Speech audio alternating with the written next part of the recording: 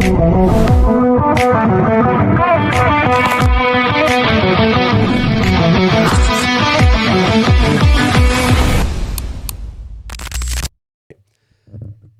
Dittmar. How are you? Welcome to the show, my friend. Thank you. I'm glad to be here. Yeah, I appreciate it. I'm glad you came on. You have an interesting story. It's interesting, meaning it's important to the world to hear, in my opinion. Something that needs to be told and needs to be shared throughout time. You are a survivor of 9/11. Correct. World Trade Center. Correct. Which we're going to get into here shortly. Yep. But I wanted to start a little bit about you, your background, where Sure. you're from, how you grew up. Sure. Born and raised in the city of Philadelphia, city of champions, as I like to call it these Go days. Birds. Go Birds. That's right. What a game yesterday. Did all my growing up in Philadelphia and moved on to New York City for my first job. In 1979, so I'm old, and moved around a lot. The house that we have here in Delaware now is our 10th home. Oh wow! So we've been around a lot of different places. We've been in Chicago, we've been in D.C., we've been in Virginia, we've been in North Carolina, been in Delaware, New Jersey, you name it. We've been around. So, life has been good. I just recently retired from the insurance industry after 47 years, but that's what got me going around from place to place and city to city and house to house. Glad to be settled here in the wonderful Lewis, Delaware. It's not a bad place, is it? No, it's a good place to be. Yeah. A couple of miles from the beach, not too bad. We love it here. So you're in the insurance industry. Yeah, that's correct. So we'll jump into it. The morning of 9/11. Where were you? What was your day that day? Right. I had been asked to attend a meeting at the Aon Corporation in downtown New York, 2 World Trade Center, 105th floor. A woman that I had worked with pretty exclusively had asked me to go to that meeting about a month prior. I didn't really want to go to her meeting. I had another meeting that I could have attended or would have attended at the same point in time. The type that involves an aluminum or titanium sticks about yay long and little metal heads on the end and little white balls in the grass. I had a chance to go golfing. But Mary, who asked me for the meeting, was pretty insistent upon it. I was a senior vice president for the company I worked for at that time. And she kind of insisted that I be at that meeting. And so I wound up being there. I was one of 54 people in the meeting, and I am one of 7 that survived from that meeting that day. 54 people. Mm-hmm. Man. Yeah. So the meeting that you were at, was this like a sales rep meeting, or this like higher heads of the company? I'm on the when I was in the business, I was on the underwriting side. So risk management side, or risk selection side. Okay. So it was a meeting for underwriters that were looking to write a particular account that Aon's corporation was presenting to us. Okay. And she wanted all the big wigs. She wanted all the big dogs there, so that they could make critical decisions. It was Pfizer Corporation was the account that they were having us look at that point. So it was a big deal. So all these people that were at the meeting were senior decision-making type of people, and lost a lot of friends that day. Right. Yeah. People that had known for a long, long time. I'm sure. Since you've been with the company, right? Yeah. Yeah. So. I mean, it's you know your coworkers, but you also know your competitors, because your competitors were probably at some point in time your coworkers. Yep. Yeah. Okay. Sure. Yeah. We're like baseball managers. We go from one place to the other, and we wind up knowing each other in the business and trade information all the time. Yeah. That wasn't unusual. So that's why when I talk about it and I think about it, of those 54 people, I literally really knew half of them, and then was affiliated with the other half. It was like, hey, you're a former first responder. You get the idea. It's a brotherhood. Okay. It's a sisterhood. Same thing. So it's the same type of thing. It's a family. Yeah, exactly. So the office you were in, was that in? It's a big building. So is it like the inner of the building with no windows, or where do you have? That's exactly right. It was the They inner? took us up. They took us up on to 105. How many floors is that building? That building was both buildings were 110 stories. They're both high. 110. Okay. Yeah, 110 in the North Tower. The first one that was hit Right. was the Windows to the World restaurant, and unfortunately, that was open that morning when all this started to go down. 110 and 107 in the building we were in were observation decks. They weren't open, thank God, because it was too early. Yeah. And all the other floors that I didn't mention in either building over 105, heating, ventilation, air conditioning, elevator equipment, elevator cabling, no human beings in those places. So we were going up to 105 in the south, highest occupied level of the building at that time. Yeah, there was nobody beyond us at that particular point in time. We were the highest occupied level at the time. And yeah, we were escorted into an internal conference room. Okay, 4 walls, no windows. when the first plane hit, did you guys know? Did you hear anything? Or The only thing like that we noticed when we were in that meeting was that the lights flickered. That was it. Yeah, that was it. We didn't because we're in this internal conference room. Yeah. We couldn't see anything. We didn't hear anything. Right. We didn't feel anything. Just this flicker of lights, and almost immediately, a guy from the company that we were visiting, he came into the room and said, "Hey, there's been an explosion." Oh, wow. In the North Tower, and we got to evacuate. That's what he understood it to be. So then so from that, I assume it was more like a calm exit. Yeah, it was almost guys, a begrudging exit. Yeah. Classic insurance industry, classic any businessman industry, all type A personalities. Yeah. We're in New York for this meeting. We've all come from far and wide. We're all looking back at this guy going, Yeah. It's Typical fire alarm. Like, oh, look, it's you gotta New get this York, out of here. you know. Yeah, right. I don't want to say bad words, but you know, Yeah. stuff happened. Yeah, right. you know, and that wasn't exactly the word we used. We're looking at him saying, "Come on, well, let us have our meeting." And he was like, "No, you don't understand. I'm a fire marshal, volunteer fire marshal for 105, 104, 103. I can't leave until all of you leave. So right. Let's go. Let's get out of here. I want to leave." Yeah. And I was the last guy out. So that was the order to get everybody out of the building. He was told get everybody off his floors. Okay. And so he was going into every area and in every conference room and saying, "Okay, we got to go." And I'm sure he was told, "Hey, you got 54 in that conference room over there. Make sure they get out." Yeah. And he did. He got us all out. And I always say I knew that because I was the last one out. I was the slowest. I was the most begrudging at that particular point in time. So they take you guys to the elevators? Oh, no. They take us to the nearest fire stairwell. Okay. And they tell us that we're going to walk down 105 flights of steps. Right. What a bunch of happy campers. I'm sure, you know, you've got these type A's and they're all there and everybody's doing the same thing, grabbing for their cell phone. Yeah. TJ, there were cell phones in 2001. I was in college. I remember. I was my first semester of college. You know that. When I talk to anybody under the age of 40, it seems like most of the time I get, they had cell phones in 2000. But everybody had a cell phone, okay? Yeah. Especially guys in our business. We all grabbed them. We all flipped them up. They were flip phones. Yeah. Go to turn them on, and all our screens were reading no service. Yeah. The main cell tower for all of southern Manhattan was on the North Tower, which was the first building to be hit. Right. Cell service was gone. So, you've got these people that are thinking to themselves, well, hey, I'll get on a landline to let somebody know that something's going on.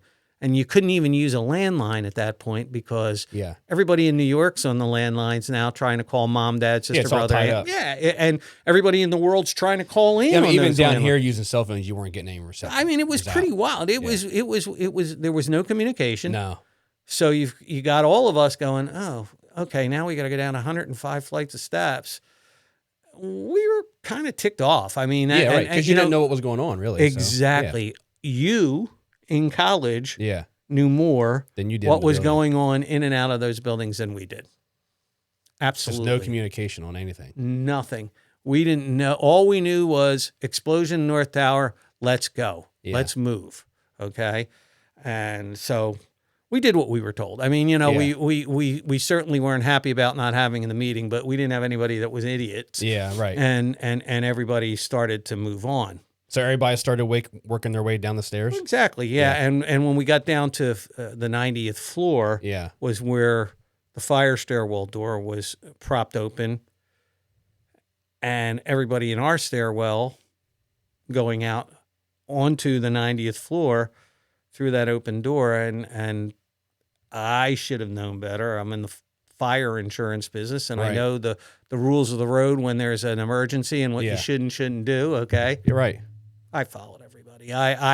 I really didn't know what was going on. I didn't know whether we needed to get to another fire stairwell. Maybe this was the end of this fire stairwell. I don't know, you know. Yeah. So, but I tell people all the time that's the worst 30, 40 seconds of my life, looking out those windows to the north and just seeing an incredible sight. So that was when you got down there to the 90th. That's when you first saw outside? That's the first chance we had to see anything of what was going on. And we looked over, we had a bird's eye view from Yeah. the 90th floor of what was going on, 100th floor and beyond. So you could see the whole, Oh, where yeah. everything was. Oh, yeah.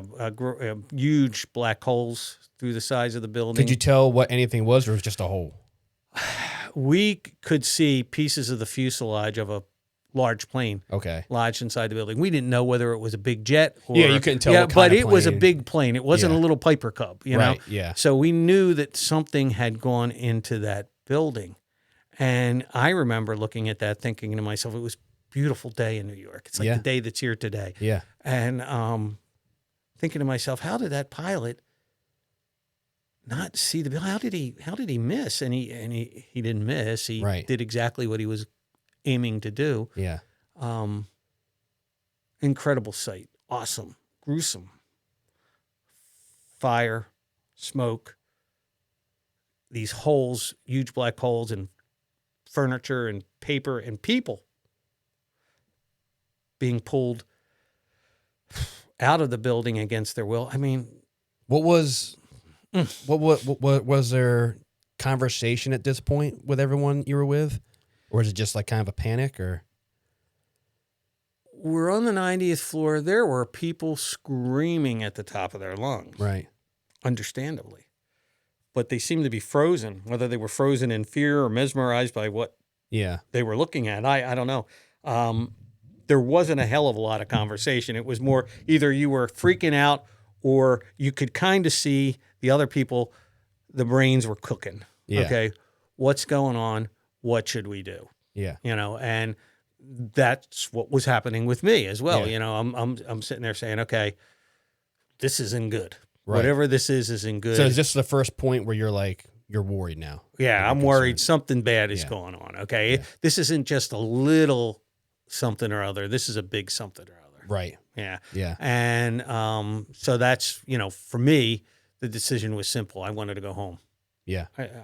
I was not going to stay there, try to figure out what was going on, try to watch this because it was unbelievable. Some people are drawn to that, Yeah. you know, and they kind of, you know, I'm seeing people being pulled out again of a building against their will, and I'm like, yeah, I don't want to see this. This Yeah. is not something I want to see. Okay. Could you see people? You could see people in the other building? Oh yeah, literally. Yeah. Well, what you could see is the people that from those huge holes being pulled out. Gotcha. You understand how, you know, centrifugal force Right, works, right. right? Yep. And so you have pressure in the building to keep the building up. You have Mm-hmm. pressure from outside the building. Naturally, you break that pressure. It's like Right. a vacuum cleaner, and it's Exactly. just pulling people out of there, pulling furniture out of there, pulling paper out of there, and you just see all this stuff. It's like this. Just being sucked out. Yeah, being sucked out.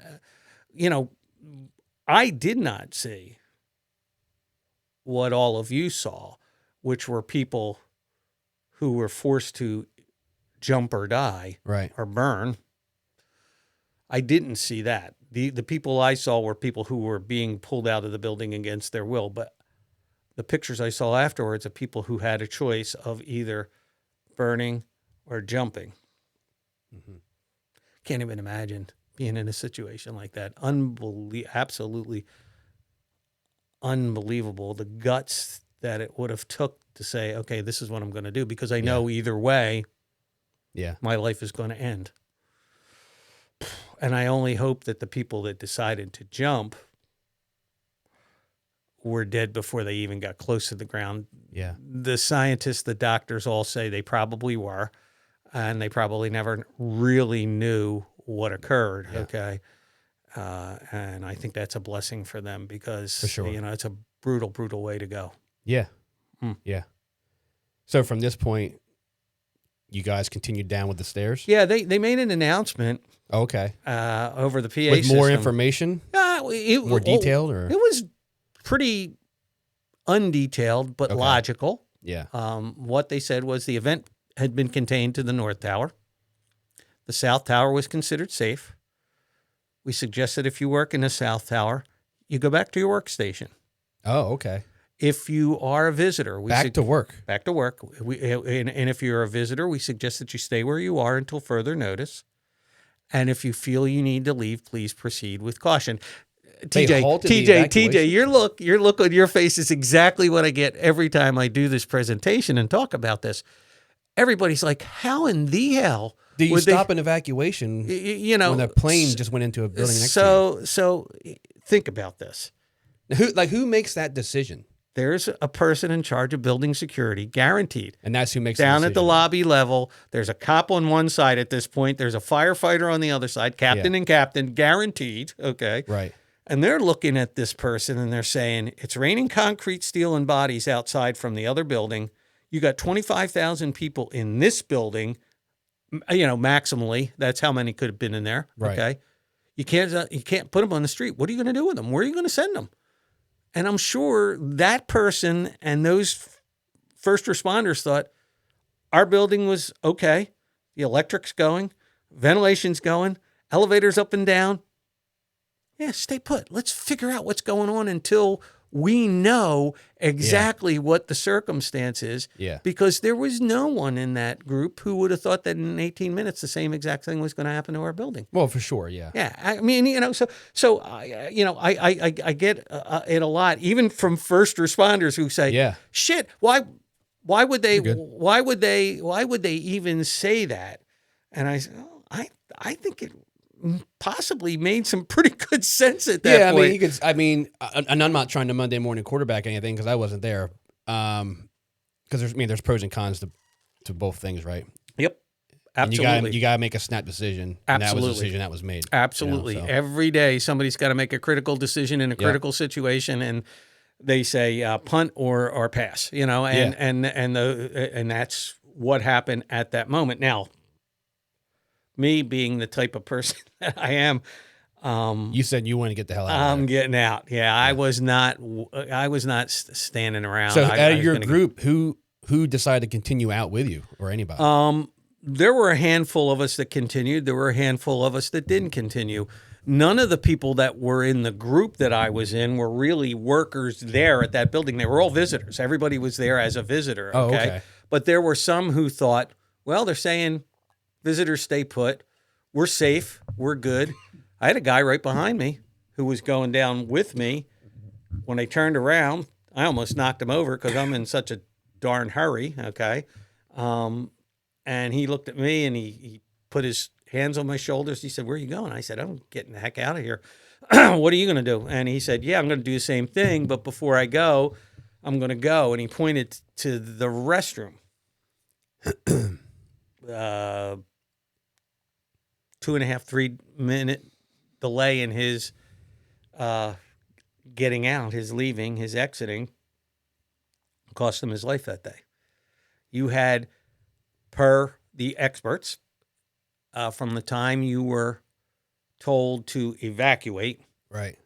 If you had delayed more than 2.5 minutes, from 105, you would have not gotten beyond 82, which was the ultimate break zone after the plane went into our building. So what floor was the impact for your building? 77 through 82 on an angle. And where were you when that hit? Somewhere between 74 and 72. In the stairwell? In the stairwell. And What was that like? Did you feel anything? Like Did you- nothing I've ever felt in all my life. I would think it would be the closest you could call it to would be like being in an earthquake. You're in a Right. concrete bunker at this Oh, point, right, for right? sure, yeah. This fire stairwell. And all of a sudden, this thing is rocking back and forth in angles it shouldn't be rocking Just back swaying. and forth, swaying. And the concrete is spidering out, and the handrails are breaking away from the wall, and the steps are undulating underneath your feet like waves in the ocean. And a heat ball goes blowing by you, and you smell jet fuel, and this thing keeps rocking back and forth. It felt like forever. You You could know? smell the jet fuel from it. Oh yeah. And Did you like any liquid or jet fuel or any Mm, pipes I- break or no, and that's the part where we were lucky. We smelt what we smelt, we Mhm. felt what we felt, but for some reason, we didn't get doused with anything. Right. Okay. Whether it was because of being in that bunker, that's what a fire, a safety Yeah. stairwell, a fire stairwell is supposed to protect you from the elements, Yeah. even the liquid elements, I guess, because I thought about that afterwards too. You would have thought that, a plane having gone through our building just a couple of floors above where we were, Yeah. we would have got doused. Well, here's the thing though. We didn't think that a plane went through our building. Right. Again, we didn't see or hear anything. We're not able to communicate. We don't have a clue what's going on. So at this point, when this happened, our real bottom line thought was, okay, we saw that other plane in the North Tower. A fuel cell exploded. That's why we felt the heat ball. That's why we smelt the jet fuel. You're still thinking it's from the other and that's building. yeah, right. And that's Yeah. why it shook our building so violently because we're, again, we're insurance guys. We're real smart about this Yeah. stuff. We're thinking, man, that could be like a bomb. That's a powerful bomb. For sure, That's yeah. probably what happened. Never in our mind did we. I think, because we didn't know and because we couldn't communicate, the cells still weren't working and everybody was trying them again. Ignorance was bliss for us. What we didn't know Right. couldn't hurt us. What we conjectured, what we thought was actually a safety thing on our part. Okay, Right. it isn't us. We're Right. good. Okay, Right. we're good. It's the Do other you think building. that kept some people from panicking? Yes, I absolutely think it kept people from panicking because it kept me from panicking. Okay. Okay, it was like, yeah, it's the other building. Right. All right. Well, but at this point, you're like, oh, but this is serious now.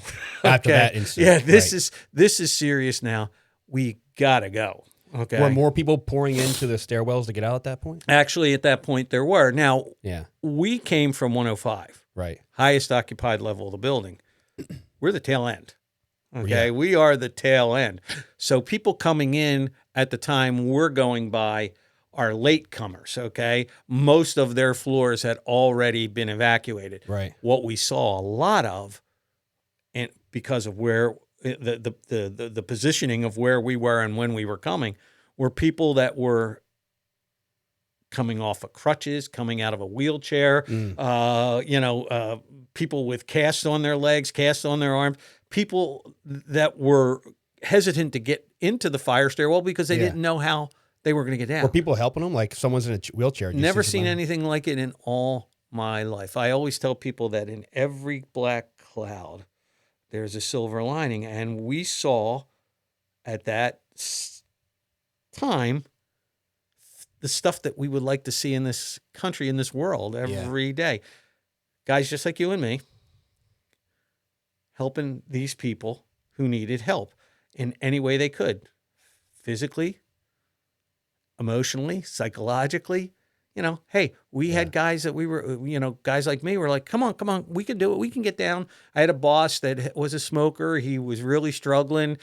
He was, guys, you go ahead. And we were like, no. Come on, you're going to go. He was an ex-boss at that point, but still a friend in the business, and I said, come on, so we're helping. And it's really, labors of love, acts of love, just unity. There wasn't a black or white. There wasn't a red or blue. There wasn't, a Christian or Jew. It was just people, human beings Helping each other. helping each other. Yeah. Which is what you love to see. And here we are in the most dire of situations, and you see it I can't help but say, Americans, we love a challenge, and we love when there is an emergency. We're at our best then. We really, we really, I agree. truly are. I agree. Because everything becomes equal. Mm-hmm. Nobody's different than the next guy. Right. Firefighter, senior vice president of insurance company. Doesn't matter. We're all the same, and we're all thinking the same. How are we going to get through this? How are we going to save lives? How are we going to do what we have to do? How are we going to make sure we're okay? We're at our best when there's a crisis. Yeah. We are unbelievable, and it's a shame that it takes a crisis I agree. for us to be that way. Yeah. Yeah. Just an observation from 9/11, but I think if you go back to any of our critical situations in our history, Oh, we're yeah. always at our best. Yeah. When in World War II, when the world was ready to fall apart, Yeah. the Americans said, hey, wait, we can help. Yeah. Let's all get together with you guys over here and you guys over here, and let's make this thing go away. I mean, it ended up being one of the worst times in human history, and it's also ended up being one of the best generations we've ever had. Exactly, right? The greatest generation, as the books written about it and whatnot. So that's we saw that same thing that day and in the days following the 9/11 attacks. There's no doubt about it. Yeah. Yeah. So you're in the stairwell. People are still coming in, filtering out with you. At what point from there, working your way down? Well, before I get to that, is there anything specific in that moment, in that time frame, that stands out to you at all? Any one Well, like in that moment? when you're going down that stairwell and you've got all these people pouring in, some of the things I talk about are almost funny, comical, because Right. you see, a lot of women with no shoes. No, I've never seen so many pairs of women's shoes in my life in that fire stairwell. Just kicked off. Yeah, it just kicked off because you're 3-inch, 4-inch heels. Yeah, you're not no moving way. I got to get rid of these. Okay. Yeah. Backpacks, coats, stuff just to the side. But actually, it was interesting because even with that, egress was fine. Mm-hmm. Kick it to the side. Yeah. Whatever it was, kick it to the side. Yeah. And everybody was going in the same direction, Yeah. so it wasn't a big deal. And you're asking about this, and the point that will forever be the most haunting in my mind will be, we're all going in the same direction, and all of a sudden we get to the 35th floor, and that's the first time we encounter the cops, the firefighters, the paramedics from New York and the Port Authority.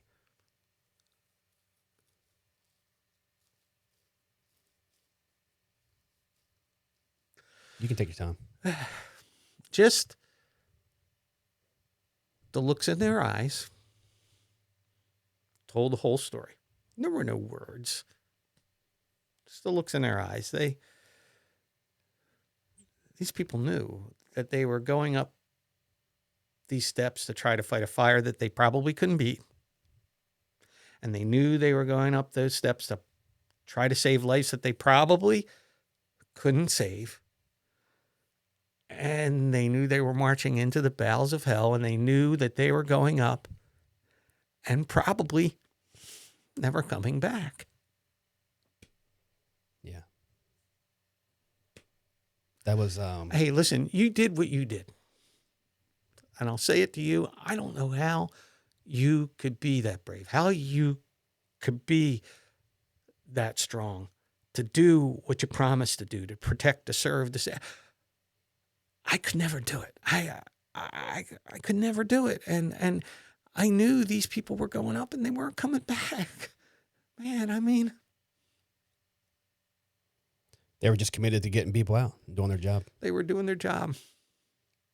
We had a friend in a survivors group in Chicago that was military.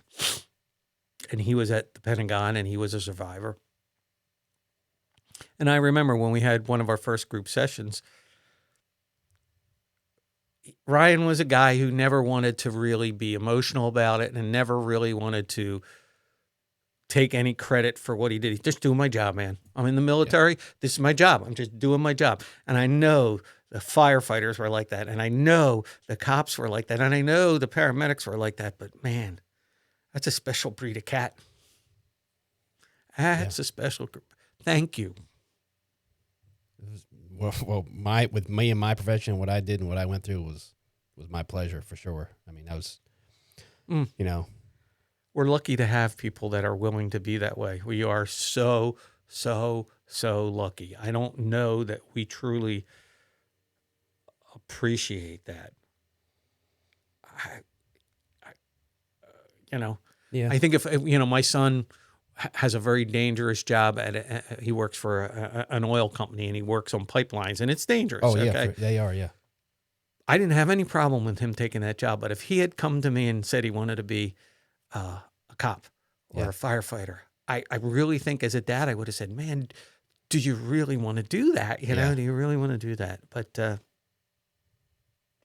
I know my son, he would have. He would have if that's what he wanted to do. Yeah. And I do understand that part of wanting to help or wanting to be a solution, not a problem. Yeah. It's very heroic. It's very heroic. Yeah, I'm glad you brought that up because that was actually a question I was going to have was if you encountered or when you encountered them in the stairway.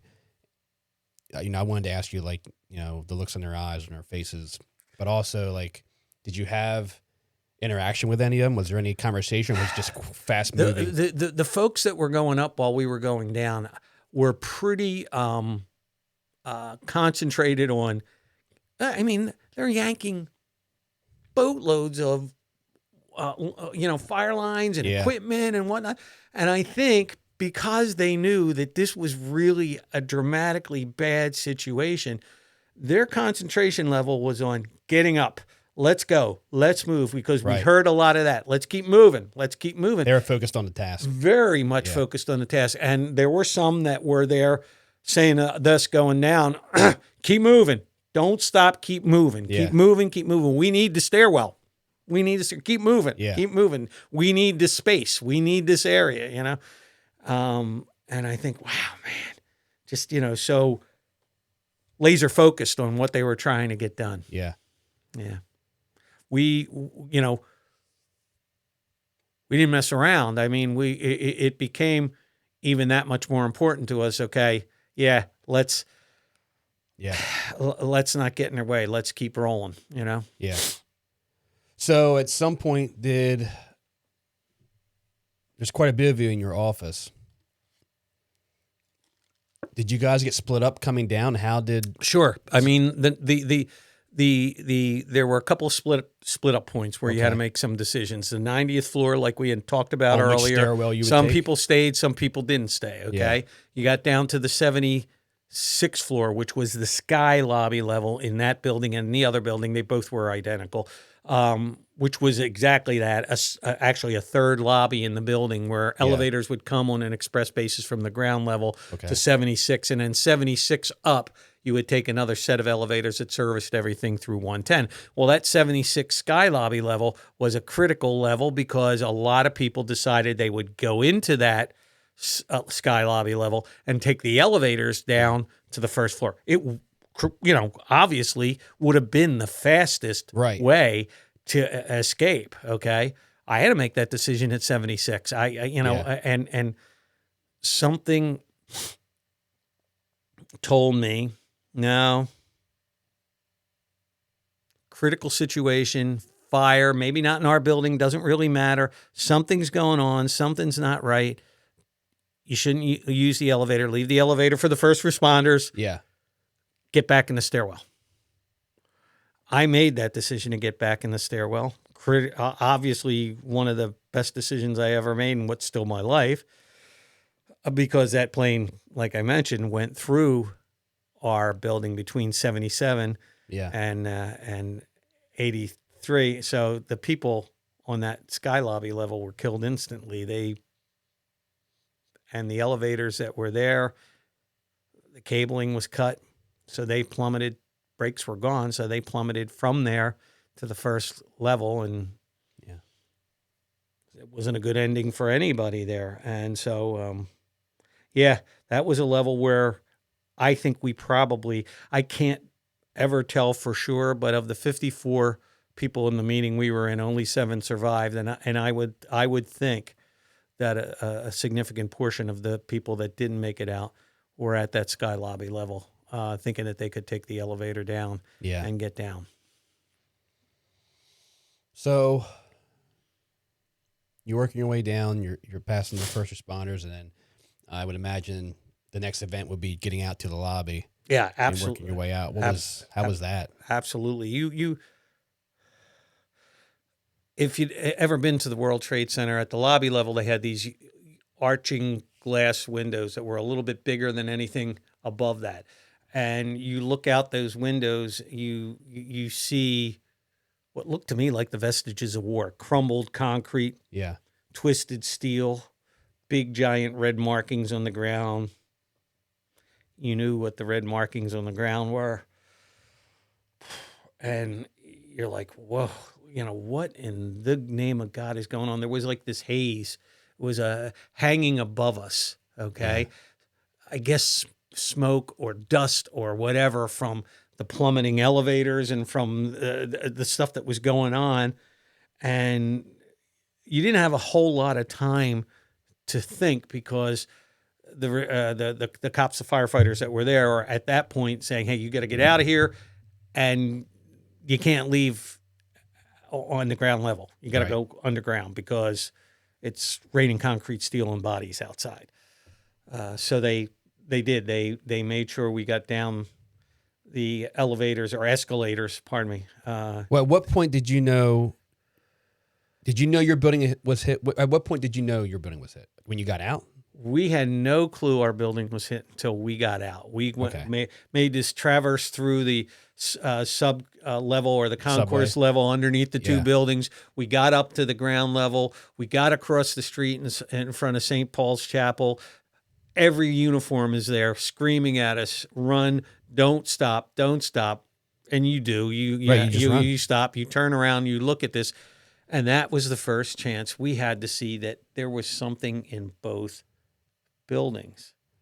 And it was like, oh my God. Did you register then, or did it take a while for you to register when you were in that stairway and felt that? Like, were you at that point where you're like, that's what I felt, or Nope. did it not register yet? No, still didn't Yeah. register. Okay. Yeah. It wasn't until we were 8 blocks away, about 8 minutes, and we heading north, doors from a commercial laundry, wide open, WNEW WINS, the all news radio station in New York, announcing that this was an on-purpose terrorist attack and that both buildings had been hit by planes. And one of the fellows that I was with and myself, we looked at each other and we had that look of, oh my God, first of all, this doesn't happen here. This is the United States. This doesn't happen here. We were, our jaws just dropped to the ground. And to then know where we had been, what had happened, it was incredulous. Like, no, this can't be. We didn't have any time to think about that, because then the next thing you know, we hear the twisting steel and the crumbling concrete of the South Tower, the first building to go down, the building that we had been in 8-10 minutes earlier, coming to the ground. So you obviously could hear it. Could you feel that? Sure. It's a rumble. I mean, it's a deep rumble. Yeah. This thing's coming down. It's just pancaking down. Thank God those buildings pancake the way they were supposed to, as opposed to leaning. And that death cloud that comes out of that, we were so lucky. The wind was blowing that day from the north to the south, very strong, and also to the east. So even though it felt like we could reach behind and feel that big white gray cloud, it never reached us. We were never doused with that. We know people that were. Right. And they said it was the most eerie thing they ever went through, because Thick. the world went black, Yeah. and you have things hitting you, and you don't know what things are hitting you. You know, is it a desk? Is it a person? Is it a bone? Is it Yeah. you know, a brick, a piece of steel? So we were lucky that those of us that headed north actually chose miraculously the right direction to go in, so that we didn't get affected by that. So from there, how many people were with you at this point as you're evacuating? At this point, there were a handful of us, but it actually had winnowed down to 2 people, myself and my friend David, who is a business associate of mine, who was coming out of the concourse at the same time I was. Okay. And we were kind of like, Just kind of met up. Yeah. What are you going to do? I don't know. What are you going to do? I don't know. Where are you going? And I said, well, I'm supposed to go back on a train to Philly and get my plane to, from Philly to back to Chicago where I live. I said, I don't think that's going to happen. And David said, yeah, I live on the Upper West Side. My wife works in the North Tower. I haven't heard from her.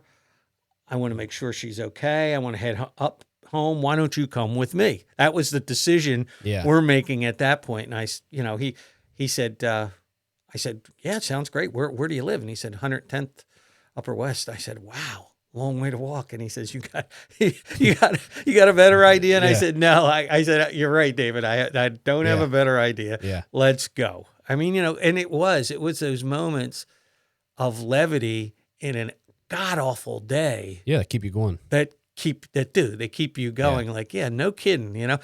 It was right at that time when we're making this critical decision of going to his place. We saw classic New Yorkers. Do not come towards this building. Do not run towards this. And they're running with their cameras, and it's like, come on, man. Wow. But they want to see what's going on, you know. Well, not everybody knows everything that's going on too. It's just exactly right. There were the people that were street level, street bound in New York City that day.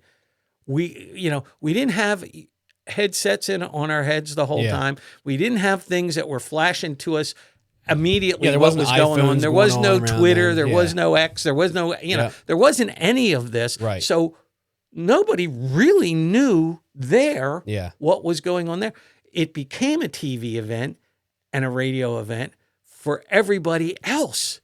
I say all the time, my wife knew exactly where I was going to be. Yeah. Knew exactly what was going on, and had way more of a clue of what had just occurred than I did.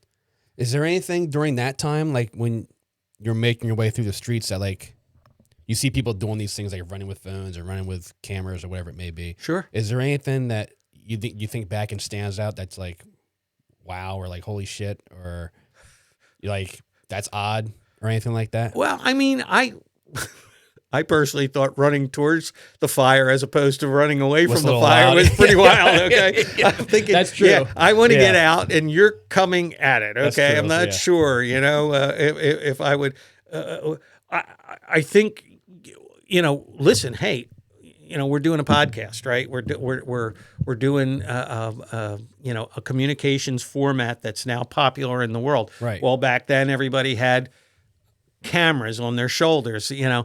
and to see not just the news guys, but to see Joe Schmo running because he had a, beta and he was running to go get some pictures, right? Yeah. And you're like, oh.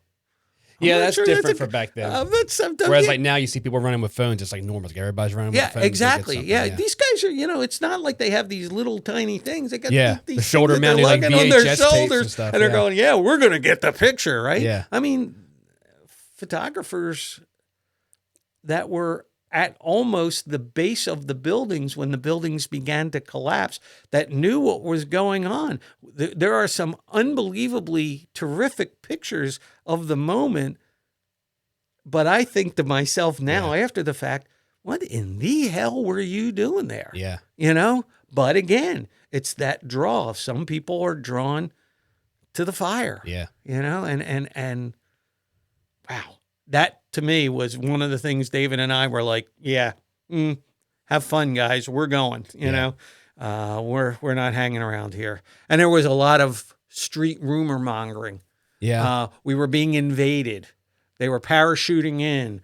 The world was coming to an end. I mean, there's all those things going on in the streets too. Oh, yeah. You hear, it's like, and we're like, I'm saying, I don't see anybody parachuting. Okay. And I don't see any other dive bombers, but you do. People you had can't an idea it was like Red Dawn. Oh, exactly. Yeah. Exactly. It was like, this was it. This was the one we Wow. were all waiting for. Okay. And it's like, oh man, pretty wild. Pretty wild. So you continue on. Do you make it to his house? No. When we heard the buildings or the building, the South Tower collapsing, Is that where his wife was? his wife was in the north. South Tower was Okay. where we were. North was the first to be hit, second Right. to go down. South was the second to be hit, first to go down because they Gotcha. hit the South Tower exactly the way they were supposed to. Did she at the make it right out? place. She made it out. Okay. She did make it out. And one of the greatest chick flick moments ever, realistically, when David got home, he told me about he tried to unlock the door. He said, we never lock the door. We're in a condo. It's like, what do Yeah. we lock the door for? The door's locked. And he said he was afraid to even put the key in because he's thinking, okay, she's not home. Yeah. Unlocks the door, pushes it back. He said an inch or so. He looks through the great room into the kitchen. There's his wife. And like I said, what proceeds from there is the greatest chick flick moment ever. He comes running, she comes running. They meet in the middle of the great room, and they're in this big ball of hugging and kissing and snot and crying and everything else. And in the middle of all this, she pushes him back and goes, well, where the hell have you been? And he said, see, wives are never right. Or husbands are never right. Well, wives are always right and husbands are never right. And it's like, yeah, I get you. I get you. But thank God that they were okay. No, what had happened was when we heard the building come down, his immediate thought was, okay, what do we do now? Yeah. And he knew that one of his coworkers lived in the Tribeca section of the city where we were. And he said, let's head to his house. He was the guy, his coworker was in Chicago, which is where I wanted to be. Okay. But his wife was home and we were able to get into Meredith's apartment. Here she had other people that had ducked into the apartment too from the various work people that she knew. Yeah. And we were there for 4 or 5 hours. Trying to understand what was going on because we were kind of, at that point, we didn't know what was next. Yeah. We're watching all this stuff finally on the TV. We're seeing Had you all been able to this. get in touch with your wife yet? No. No, I mean, Phones are still down and everything. yeah, I was probably in the 4th hour of being in that apartment when I finally got a dial tone on her landline, and I dialed my parents' phone number, and I got my mom In Philly? in Philly. Yeah. And it was kind of wild. And I said, Mom, this is Joe. And she said, oh, you okay? And I said, well, you know where I am? She said, oh, I knew you were going to New York. And I said, Mom, I was in a trade center. And it was like a Homer Simpson moment. I was like, Yeah. oh, why did I tell her this? Yeah, Okay. right. Yeah. So she starts to get all emotional and panicking. And she Sure. says, oh my God, you're okay. And then she all of a sudden says, hold on a minute. I got to get a pencil and paper. And she comes back to the phone. And I said, Mom, what do you need a pencil and paper for? She said, I don't know, but it sounded like the right thing to do. And it's like, Got to take notes. Yes, okay, yeah. And so, I told her I was okay. Everything was going to be okay. We would be okay. We went through a few minutes. I know that she tried to call my wife and couldn't get my wife. My wife was actually at work at that point. She worked at a college. And my wife tells the story because she has a story too, right? My wife tells the story that she didn't want to go home. Mm-hmm. She was afraid to go home, be by herself. Kids were all in school or away at school or Right. whatever. And she didn't want to see the answering machine flashing a red flash because she was afraid she would know Yeah. what the story was going to be. So she wanted to be around people and she stayed at work. But again, couldn't communicate with her because cell service was gone. Right. I finally got a hold of my wife probably 7.5 hours after the event began. Very fortunately, she had known by then. Your mom was able to get a hold of her. Actually, my boss Okay. at the time from Chicago got a hold of her. Oh, okay. Because my mom couldn't get her. Okay, but so communications was real. It was. It was really wild that day. I remember being here, coming out of, we got out of class early, and I went to community college here, and I remember leaving, and my cell phone wouldn't work down here, which is, we're 4 hours from the city, but I couldn't get any connection down here either. Yeah, I mean, it was pretty wild, and so my boss got her and said he's alive. I just don't know, good shape, bad shape, whatever. But when I finally got a hold of her, obviously it was a very emotional call, because besides my kids, it's the only person in the world I want to talk to. Oh, I know that feeling. Yeah, for sure. And so, yeah, it was good to talk to her. She was crying, I was crying, and and in the middle of all that, she says, Joe, you don't know how afraid I was. She says, I know you, and I know you have that stupid cell phone with you all the time, and I couldn't believe you weren't calling me and letting me know what's going on. Yeah. And I said, I couldn't. Yeah. I said, trust me, I couldn't. Yeah. I couldn't, and if I could, I would, Yeah. And I said, yeah, and yeah, this was before you could really text. Right. Remember the days when you had to push each button in order to? Oh, you had to go through all the numbers. Yeah. Yeah. You really couldn't text. Yeah. Okay. Now you talk to it and it sends you a message. Yeah. And Texting was a real pain in the ass. We are so. I mean, we have advanced so much just in the 24 years. I can't get over it sometimes how far we've advanced. But how different 9/11 would have been if we had some of these advancements. I wonder if we'd have been able to save more lives. I wonder if we'd been able to have more of a forewarning. Right. I wonder. I do wonder, but it doesn't matter. The folks that committed the act knew exactly what they were doing, knew exactly where they were going to do it and how they were going to do it. How did we miss that people were taking flight lessons to take in order to make planes go up, but not taking lessons to land?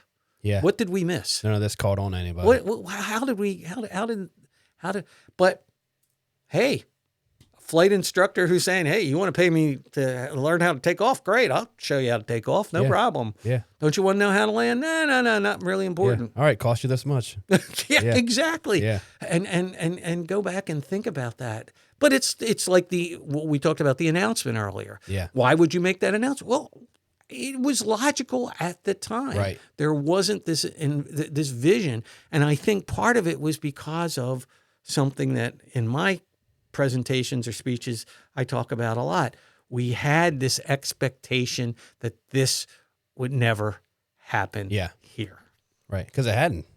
Because it hadn't. Yeah. And now I tell people all the time, people will ask, well, what do you think? Do you think it's going to happen again? And I go, oh, I don't think it's a matter of if, it's a matter of when. Mm-hmm. And they say, well, it's 24 years. And I said, that doesn't matter. They bury these cells. Yeah. And it could be 10 years from now. Could be 20 minutes from now. Yeah, okay. Exactly. We're not gonna know. No, especially in the day and age we're in now. I mean, that war on terror and stuff now, and it's just, it's everywhere. Yeah. It is everywhere. There's, and when they talk about people getting radicalized online, and we see it every day. We see that that's the truth. Mm-hmm. We see that people can get grown to or mesmerized by or enhanced by an idea, and they actually don't think what they're doing is wrong. Right. And people have their beliefs. It blows you away to think, a rational human being like this kid that killed Kirk. Mm-hmm. How was that even rational? Right. And yet everybody talked about, he was a nice guy. He was a good kid. Yeah. Yeah. How's that happen? Yeah, I think it's one of those things where you just you do the best you can to pick up on things and pray for the best, I guess, Right. you know? I mean, Right. I feel like that's how it always is. But I feel like whenever there's something like that happens, I feel like there's always something that comes out that was missed. Sure. You know, so like for that, we won't have to get in. That's a whole other story, but like what was missed with that kid, you know what I Yeah, mean? exactly. What was missed? Which Oh I'm sure yeah, something and will come out at some point. and again, having the background that you have, you're a little more attuned to that. But the day-to-day Joe Yeah. isn't thinking about what am I missing. They're just Right. looking at the Yeah, you're living your life. You're going through about hey, it. Yep. hey, Joe down the street, nice guy. Oh yeah, he has a gun collection. Well, okay, Yeah. who Kid's a cares? little That's weird, but nice. he's all right. Yeah, Yeah. right. Yeah, acts a little Yeah. weird. Exactly. Yeah, you know, right. But hey, who doesn't, right? Right. And then Yep. and then the next thing you know, he's on the news. Yeah. That's how it is. So, and I think too, the advancement of immediacy in our lives has certainly affected everything. Yeah. No, news is not news if it's good. It's only Yeah, it's always the bad stuff. if it's bad. It's always the negative stuff. There's always a negative spin on everything. And it doesn't matter whether it's Fox or CNN. It doesn't matter whether Nope. it's left or right. Nope. They all have their stories that they want to tell and Right. and the audiences that they want to reach. Yep.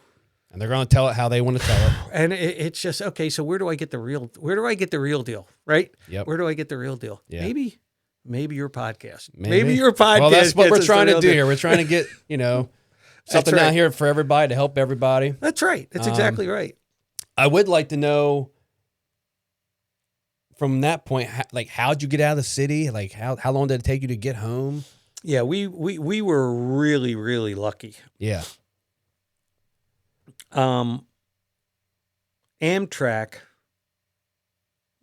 did a hell of a job that day bringing empty trains in from New Jersey through the tunnels and getting people out of New York City. Even if Yeah. they weren't from New Jersey, they could just get them out of New York City. Yeah. You heard about the boat brigade. That was for real. Okay. You heard about the Staten Island ferries. That was for real. Amtrak was kind of like a forgotten hero that day because all these conductors who didn't have to do this. Yeah. But I mean, that's all there was because the bridges were closed. They Yeah. shut the bridges down. right? Everything was down. It was locked Ground down. transportation was Yeah. down. Air transportation was down. Train transportation was technically stopped. Right. But Amtrak turned around and said, we can get all these empty trains in there and get people out. Yeah. And when we heard that was being announced over TV. Giuliani had come on and said he knew everybody wanted to get home. Yep. And he had enough confidence in his uniforms at this point. He felt secure. We could open up the subways, blew us away. Bold move. Open up the subways. It's a bold move. Bold move, right? And so we're thinking, okay.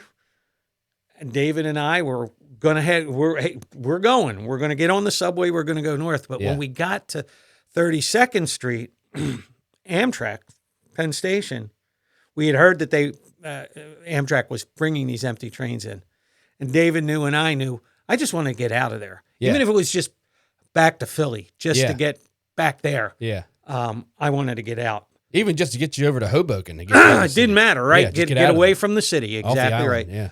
So he looked at me, I looked at me. We never said a word, and we both got off the train at Penn Station because he wanted to make sure I was okay. And we went to look for a train.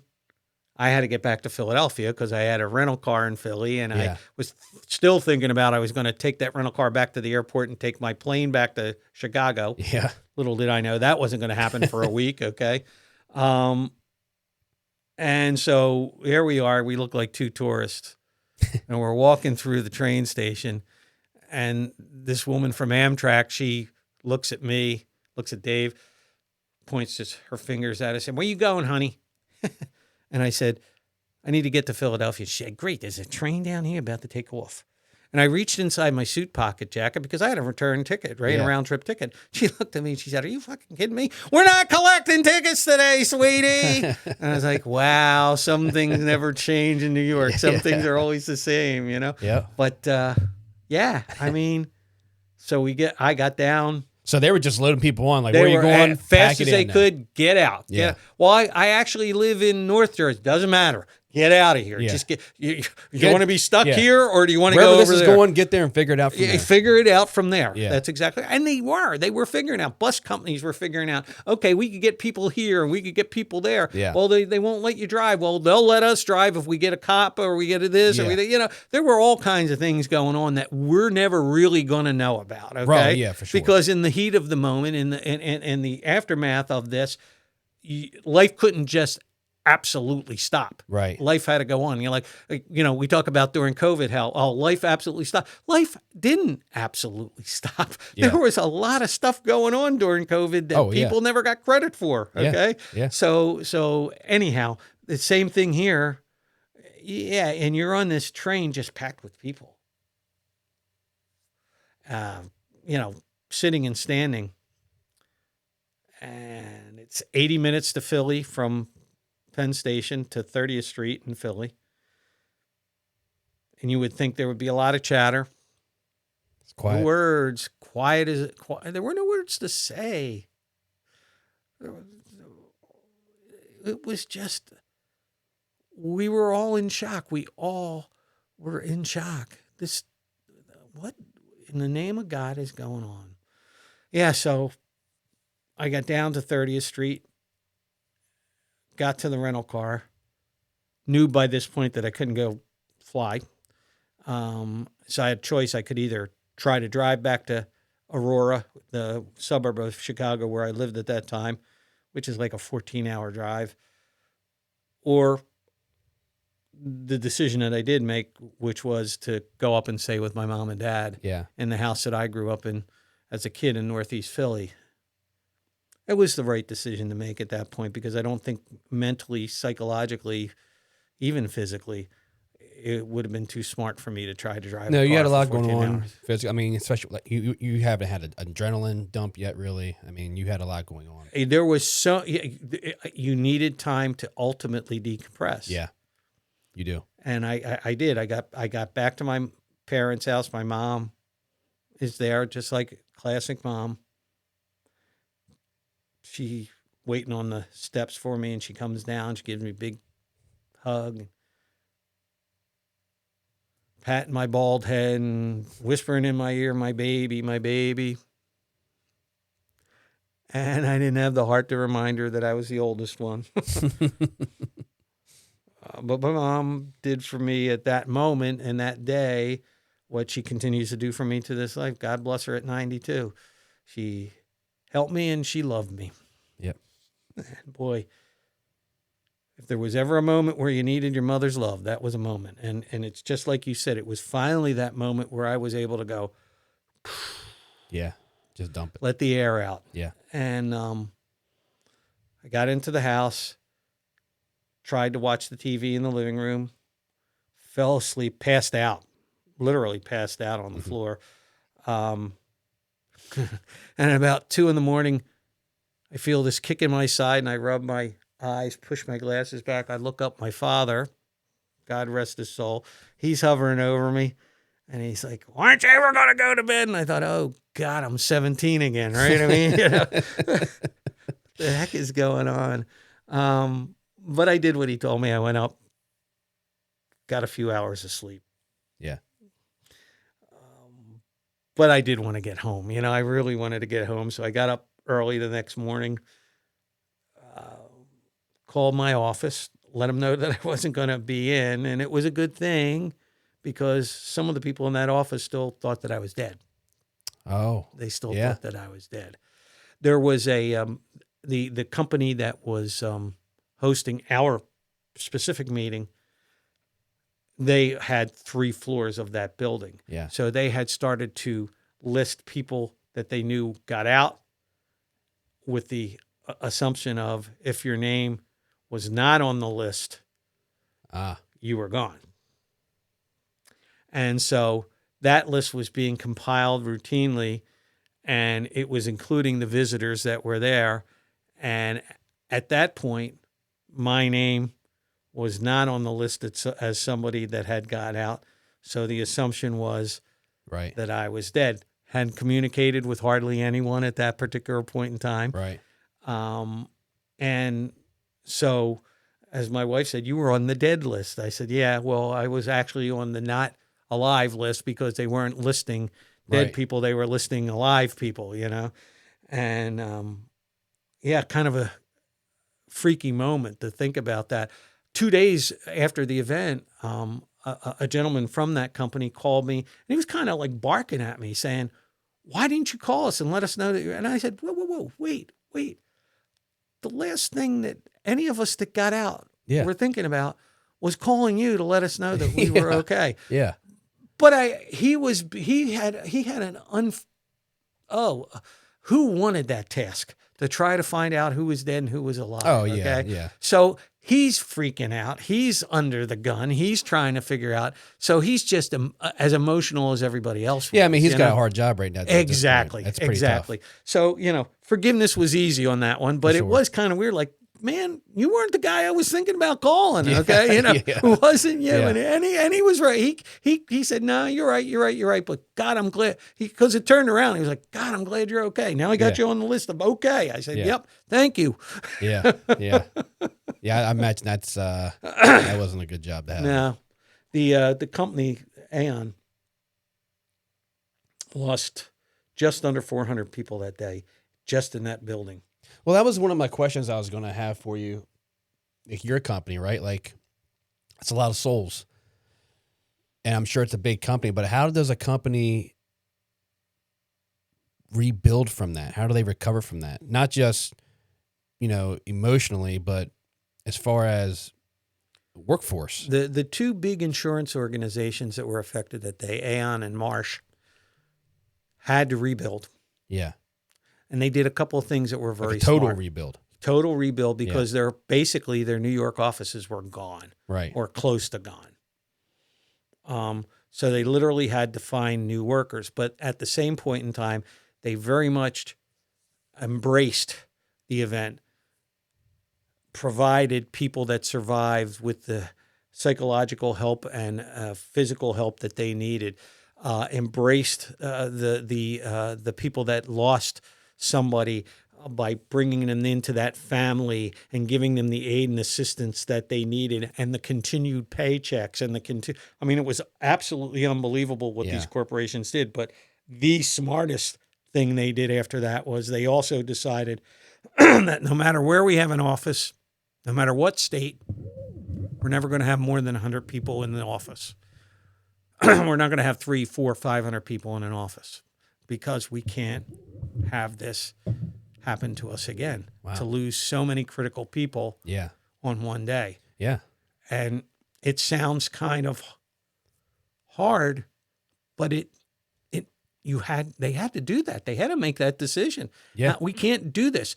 Cantor Fitzgerald, the the famous story, this stock trading firm that lost almost every employee that day in the North Tower.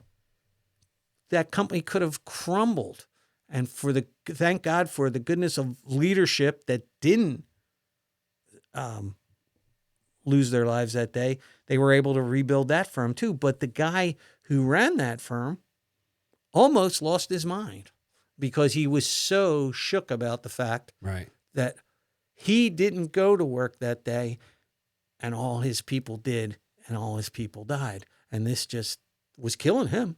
Yeah. I mean, and so, the corporations that had big numbers, a lot of them all decided the same thing. We can't be all in the same place at the same time. Yeah. How often were you at the Trade Center for meetings? Was that a regular thing for you? For somebody in my position, 6 to 10 times a year. Okay. Because there's always something going on. Yeah. Right. Almost once a month. Yeah. The trade centers were like a mecca for the insurance industry. Right, so right. virtually every big organization was there. So it wasn't unusual for guys like me to get called there. And it wasn't unusual for me to go there. And it wasn't, it was part of the drill. My wife was used to that. My kids were used to that. Yeah. There's part of your routine. Yeah, sure. Hey, Dad, when you're in New York, can you go up to tickets and see if you can get tickets for whatever play? Because, oh, sure, I'll stop at Times Square. Sure. Yeah, and I'll stick a broom up my butt and sweep the floor on the way out too. Okay, but yeah, I'll do it. You know, right. you know, so it was just kind of commonplace. Yeah. And after that, it became, do I want to do this? You know, the only thing that it became for me, I was in New York 14, 15 days after the event, and it was for business. You were back. I was back, and so you didn't take much time off. The planes had just about said that they were going to fly, and so you didn't take much time off of work. 9/11 was a Tuesday. I was in work on Friday. That Friday? That Friday. Even though, you know what? Back in Chicago? You know what, TJ? That was my other family. Yeah.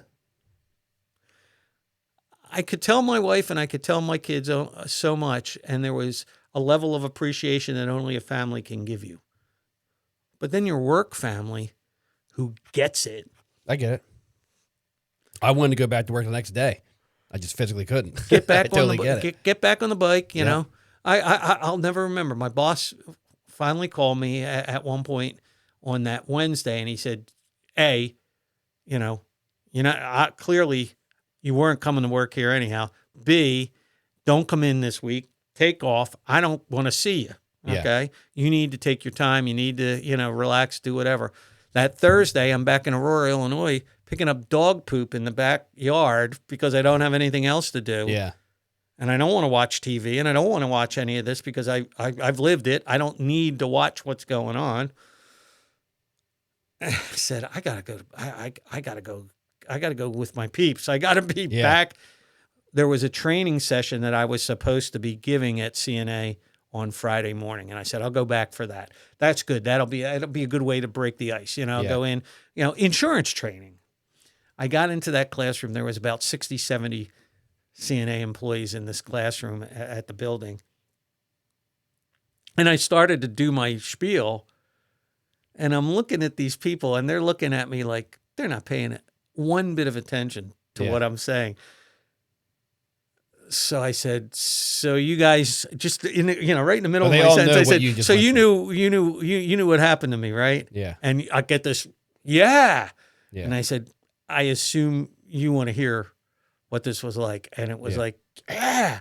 So I guess that was unofficially the first presentation I ever did. How was it getting through that? Was that tough? It was hard, but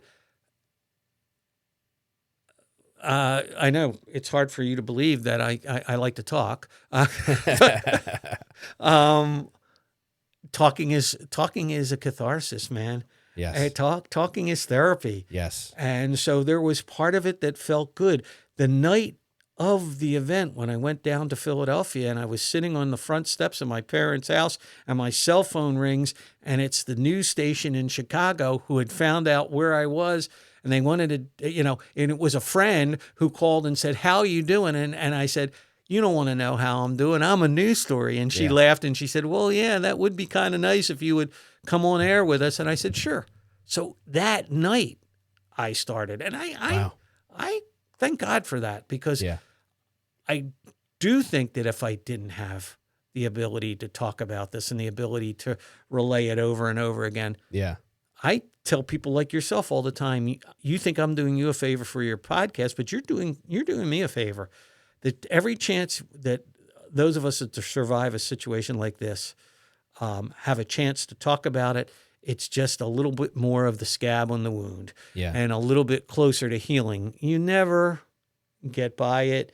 You're never going to ever forget it. You're never totally healed of it.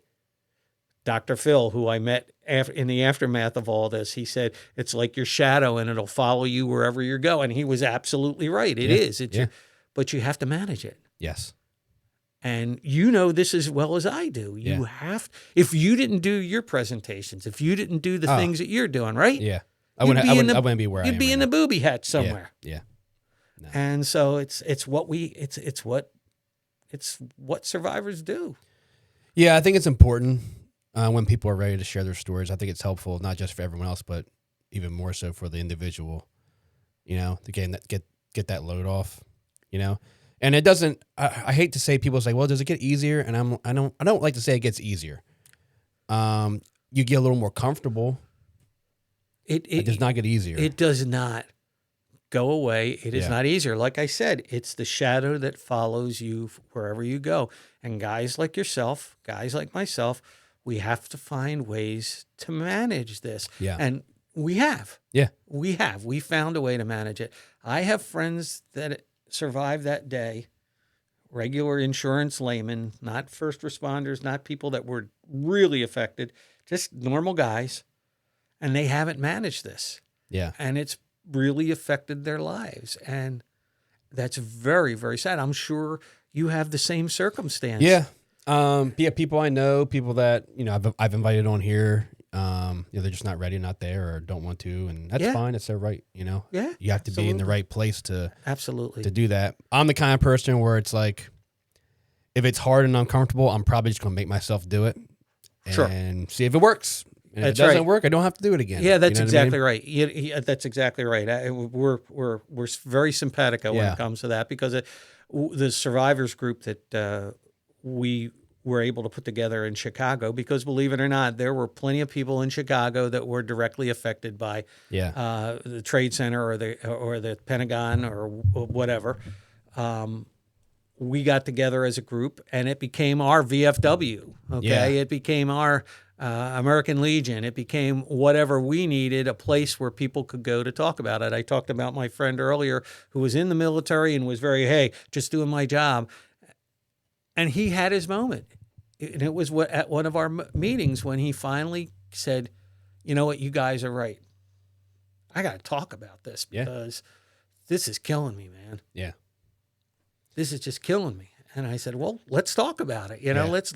Let's hear what you have to say. And the best thing you can do is listen." Yep. That's all it is. Yep. That's why I tell people all the time that if maybe you haven't been through something, but someone has, just be an ear, man. Just be an ear. Just be an ear. What I mean? About 4 weeks after the event, I'm in my office in Chicago. I had a guy that worked for me, a senior guy that worked for me, reported directly to me. Great guy. And he comes into my office, closes the door, and he's got an envelope in his hand. And I'm like, oh, man, this guy's resigning. Because this is what I figure. He's giving me his resignation letter, right? Yeah. He's got this envelope in his hand. And I'm like, I don't need this now. This is a good guy. I don't want to lose him. And he said, "Joe, I need to talk to you." I said, "Oh, okay. So what's up, Jim?" And he really paused for a long time. It was a kind of almost uncomfortable pause. Yeah. And he looked up and his eyes were just full of tears. And he said, "I was in Vietnam." Oh, man. And he said, and I thought, maybe you could understand some of the stuff that I've seen and heard. He just needed somebody to connect with. He talked for 2 hours. The envelope had nothing to do with anything in the long run. It was something he was carrying. And he said, I was passing by your office and something just made me think that you would get this. And the best thing I could do was just listen. That's all it takes. Just listen. Yeah, people, that's what I've found. People want a connection. Sure. I don't know about you, but I know you've spoken a lot of places, but there's been places where I've spoken, and afterwards I've had people come up to me once in a while and just kind of, get it out what they connect. It's you're going to find these things, these connections. I was in doing a library somewhere in Illinois, a little library session, 60, 70 people at this little event. It was nice. And I do these events from 50 people to 500 people to 5,000 people. It doesn't matter. And this woman came up afterwards, and she comes with her husband, and you can see, is emotional. And the husband looks at me and he said, "She wants to talk to you, but she's having a hard time." And I said, "What's the matter?" And he just takes this card and he puts it in my hand. And I look at the card here.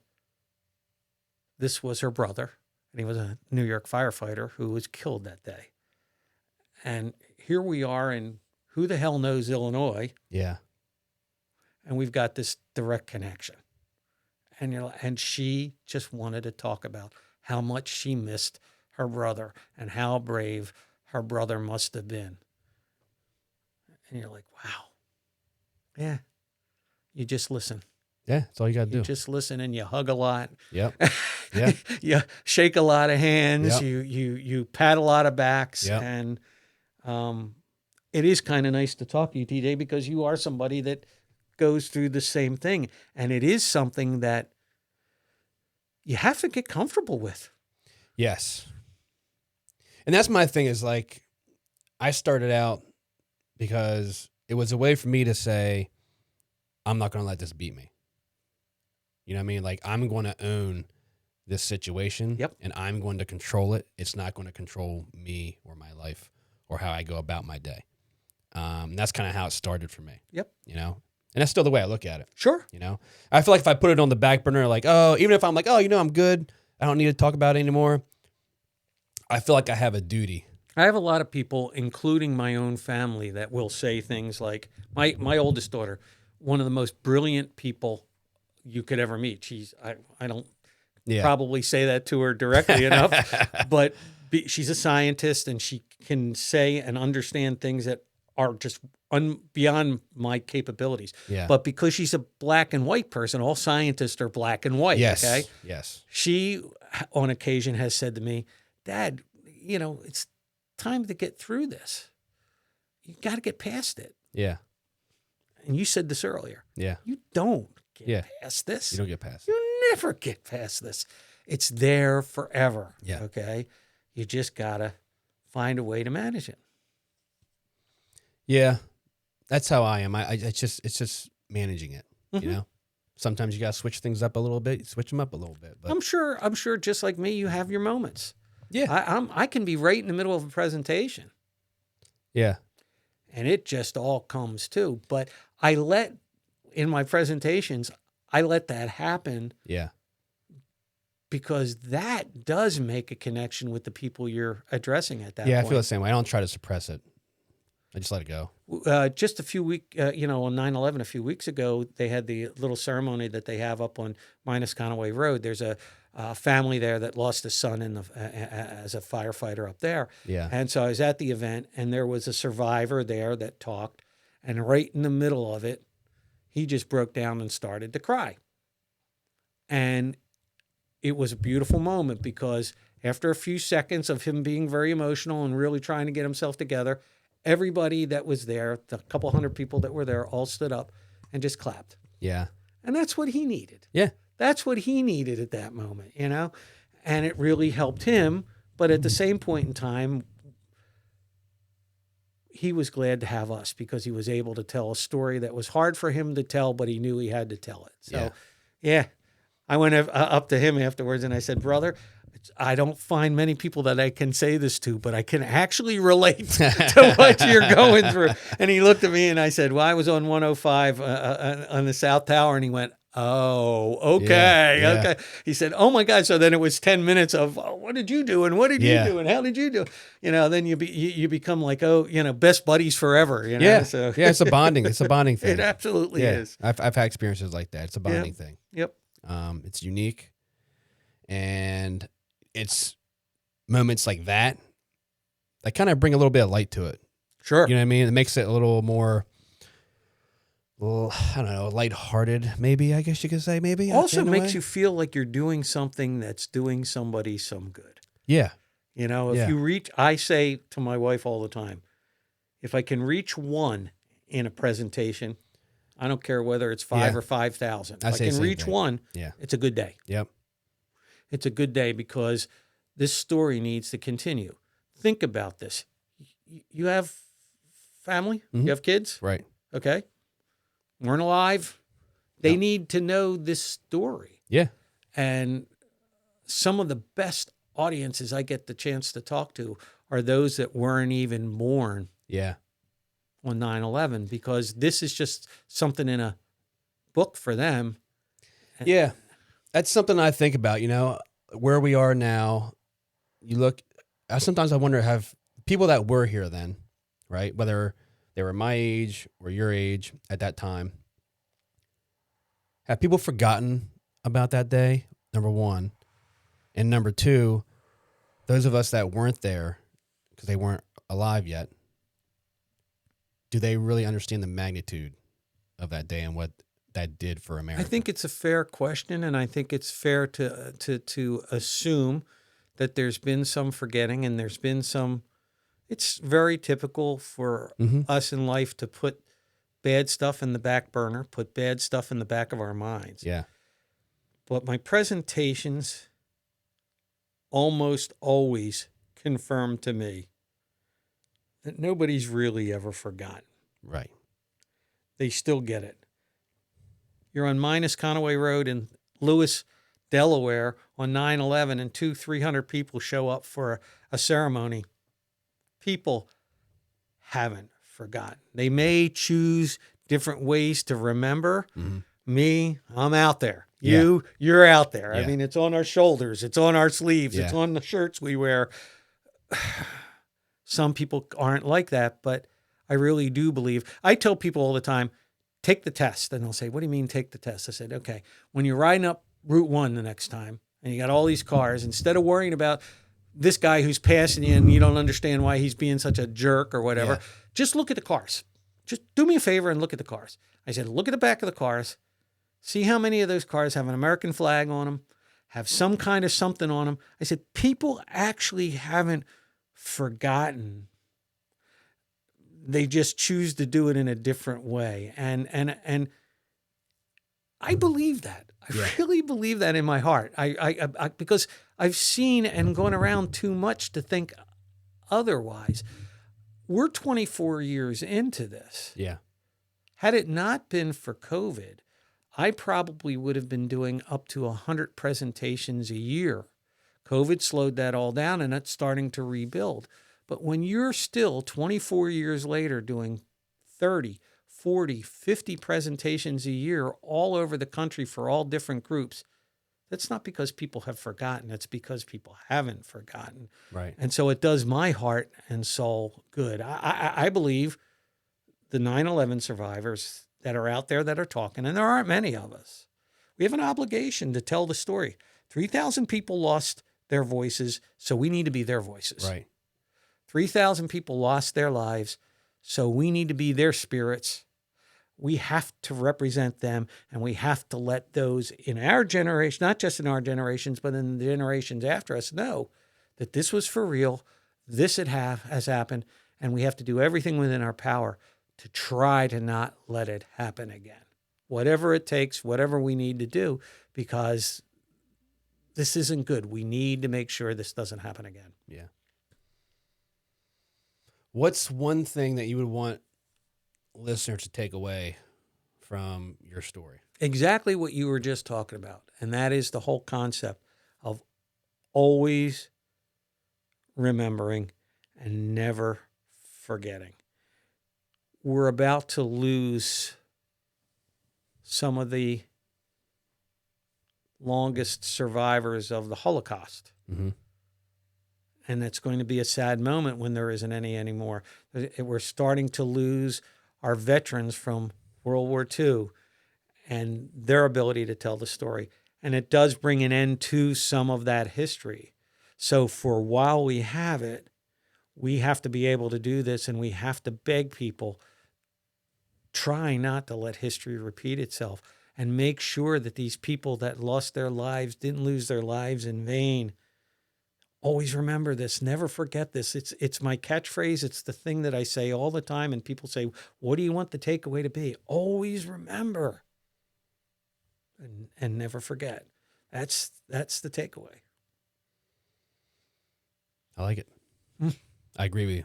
It should be passed on for others to hear, to keep it alive, keep the memory of those who we lost alive. Yep. And I think it's important for our youth to hear these stories. Absolutely. It's amazing. You go into a college now, and these are people that weren't alive at the time. It's just a history book event. And, and you got to explain to them, it's not an Xbox game. You don't hit the button and get a life back. Right. Yeah. This is for real. Yeah. Okay. And in lower grades, I find like in the middle school or even in high school, some of the teachers get all upset. Like they're like, "Oh, don't ask that question." And I'm like, "No, no, no, no. Yeah. It's okay. Let Yeah. them ask the question. Did you see dead people? Yes, I did. And let me explain to you how gruesome that is and how terrible that is. Yeah. And, you know, and these kids are like sponges. They want this information. They want to understand because they have a warped sense of reality Yeah. at points in time with the way that society is right now, with the screen time that they get, with the AI and not knowing what's real and what's not real. Yeah. I don't think we should be sheltering them from the facts of history. I think that sheltering is absolutely the wrong thing to do. Let them understand that Right. they want to know. Yeah. It's not just that they need to know. They're human. Yeah. They want to know. They Yeah. want to understand. I know when I was that age, I wanted to know everything that I could know about anything. And I would get the old parental, "Oh, no, that's none of your business. I'll tell you when you're older." Yeah. And there are things that I wish my parents would have never done that. Okay. Listen, let me tell you, I'm the father of a daughter that had a child at 16. And there are things I had wished that I had expressed to my daughter that I didn't. But at the same point in time, it became one of the greatest victories in my family's life because we did take that and we made the best out of it. I have a 29-year-old grandson who is one of the greatest human beings in all the world, okay? But I wish I knew more back then. Yeah. I wish I knew as a dad how to handle that situation better. But that was because my parents, we don't talk about that stuff. Right. Well, why don't we? We need to know. And now more than ever, when your kids can get it from the wrong place at the wrong time, Right. you know, hey, let's share with our kids. And as parents, let's definitely let our children understand, hey, we love you. And this is why we're telling you some of the things we're telling you. Right. We don't want you to have to live through this. Philosophy, right? That's Yeah. our philosophy. I like it. Well, I appreciate your time. You have anything you want to add? No, this has been great. I do truly appreciate it. I do truly appreciate the fact. Good luck cutting this, and good luck fitting it all in wherever you want to fill it in. It's a great story, great meaning. It's a great survival story. It's great that you're able to tell it and put it out there and share it with others. And I'm honored to be sitting here with you. I'm happy to be sitting here with you, and I'm glad I get to be a little part of telling your story for future generations. Hey, right back at you. It's a great pleasure to have met you, to be with you, to share some time with you. Don't forget to tell your story, man. Thank you. I appreciate it. Because that it's important for you to do that too. It is nice to be able to share mics with somebody that gets it. Yeah, and it is that. So thank you for giving me the chance to talk with your vastly growing audience. Okay? I appreciate it. Thank you, Joe. All right, thank you. Thank you.